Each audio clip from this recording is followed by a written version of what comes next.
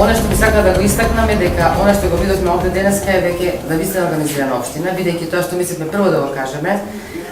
веќе беше направено. Значи веќе беа собрани првите информации од преку 120 пријави, од кои што веќе и повеќето беа обиколени, значи веќе имаме и градации од самите стручни служби на општината дека во 50 значи практично тоа се беззначајни осветувања. Ваков земјотрес не би требало повторувам на објектите кои што се градени според прописи да им направи значајни штети, особено не штети на конструктивните елементи. Штети може да има во смисол на пукнатини, преснатини, кои што за нас веројатно ќе бидат беззначајни, тоа што ние живееме во сеизмички регион и во секој момент од животот живееме помеѓу два земјотрези. Колку побрзо го сватиме тоа, значи толку побрзо и може да се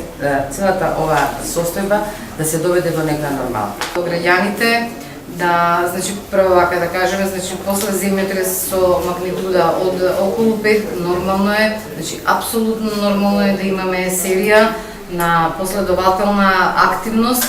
на послаби земјотреси од главниот земјотрес. Таа серија значи може да трае повеќе време. Меѓутоа граѓаните треба да се однесуваат смирено, да не креваат паника, значи во случај да се случи земјотрес, да не бегаат панично од објектите, да не користат скали или пак лифтови, значи мирно да останат во објектите додека не заврши земјотресот и евентуално потоа можат да пристапат кон напуштање на објектот. Како што веќе кажа и мојата колешка од ИЗИС, значи објектите се значи за вакви послаби земјотреси со магнитуда дори помало од 5, значи можам да кажам дека објектите се сигурни дека нема да се урушат и да имаме не дај Боже загуба на човечки животи. По текот на поплавнето, а тоа е една моја молба и препорака на граѓаните на Охрид, да не шират дезинформации, да не